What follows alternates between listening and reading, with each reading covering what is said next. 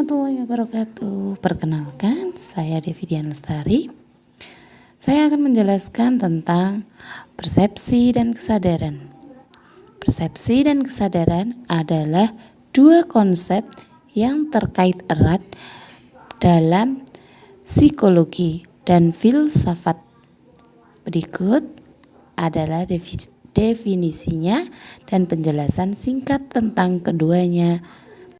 Persepsi adalah proses bagaimana kita menginterpretasikan dan memberikan makna pada informasi sensorik yang kita terima dari lingkungan sekitar. Persepsi melibatkan proses pengolahan informasi oleh otak yang meliputi penerima informasi, pengolahan informasi, dan interpretasi. Penerimaan informasi adalah kita menerima informasi dari lingkungan sekitar melalui indera kita, seperti mata, telinga, hidung, lidah, dan kulit. 2. Pengolahan informasi adalah otak kita mengolah informasi yang diterima dan memberikan makna pada informasi tersebut. 3. Interpretasi. Kita menginterpretasikan informasi yang telah diolah dan memberikan makna pada informasi tersebut. Contohnya, ketika kita melihat sebuah apel merah, persepsi kita akan menginterpretasikan informasi visual tersebut sebagai apel merah. Ada juga proses persepsi manusia. Proses persepsi manusia adalah proses bagaimana kita menginterpretasikan dan memberikan makna pada informasi sensorik yang kita terima dari lingkungan sekitar. Adapun tahap proses persepsi ada 5. 1. Penerimaan informasi. 2. Pengolahan informasi. 3. Pengenalan pola. 4. Penginterpretasian. 5. Pengambilan keputusan.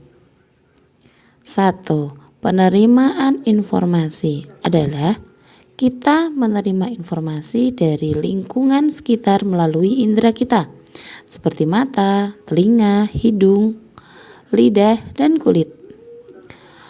Pengolahan informasi adalah otak kita mengolah informasi yang diterima dan memberikan makna pada informasi tersebut. 3. Pengenalan pola adalah otak kita mengenali pola-pola dalam informasi yang diterima, seperti bentuk, warna, dan tekstur.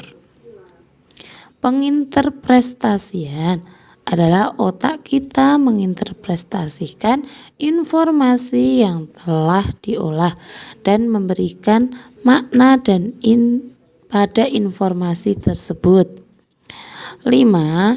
Pengambilan keputusan adalah otak kita mengambil keputusan berdasarkan informasi yang telah diinterpretasikan.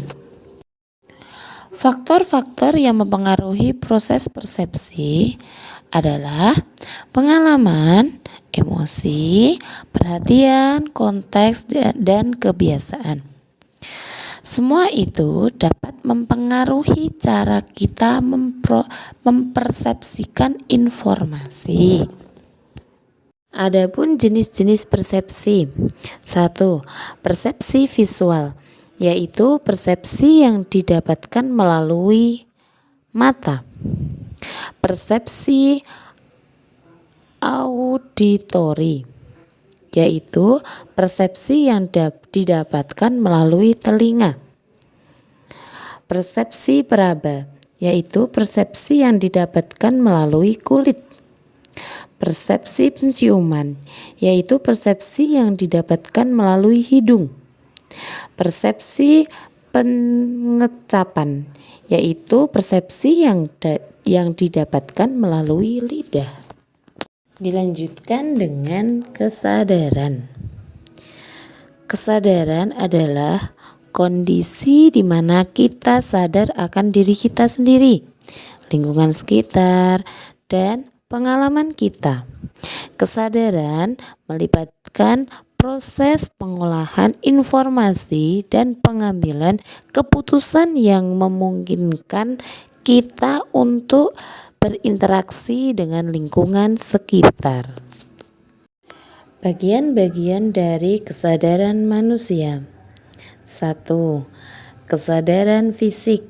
Kesadaran fisik adalah kesadaran akan kondisi fisik tubuh seperti rasa sakit, lelah, atau nyaman. 2. Kesadaran emosi. Kesadaran emosi akan perasaan dan emosi seperti bahagia, sedih, marah, atau takut.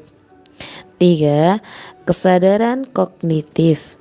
Kesadaran akan proses berpikir seperti memahami, menganalisa, dan menilai informasi. 4. Kesadaran spiritual. Kesadaran spiritual adalah kesadaran akan hubungan dengan Tuhan atau kekuatan yang lebih tinggi, serta kesadaran akan makna dan tujuan hidup. 5. Kesadaran sosial adalah kesadaran akan hubungan dengan orang lain seperti keluarga, teman, dan masyarakat. 6. Kesadaran intuitif adalah kesadaran akan insting dan perasaan yang tidak dapat dijelaskan secara rasional. 7.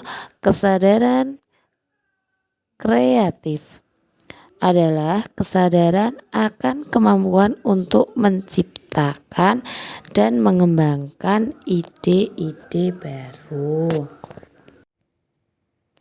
Keadaan kesadaran manusia adalah kondisi mental yang memungkinkan seseorang untuk beraktivitas sehari-hari dan berinteraksi dengan lingkungannya.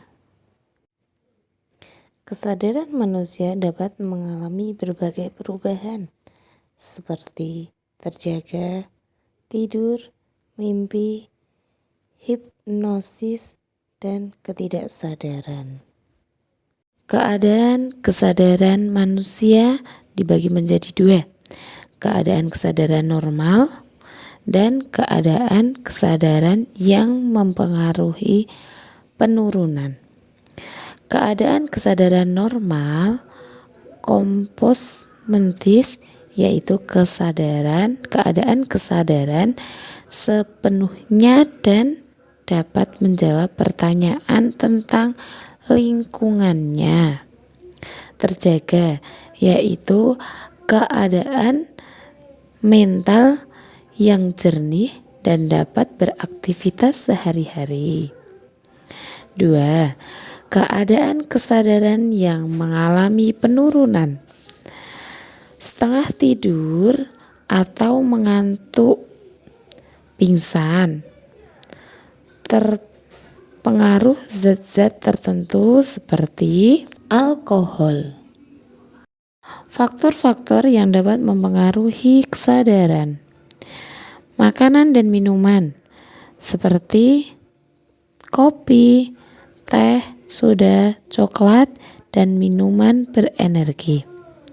Gangguan kesehatan seperti stroke, cedera kepala, radang otak, epilepsi, gagal ginjal, dan lain-lain.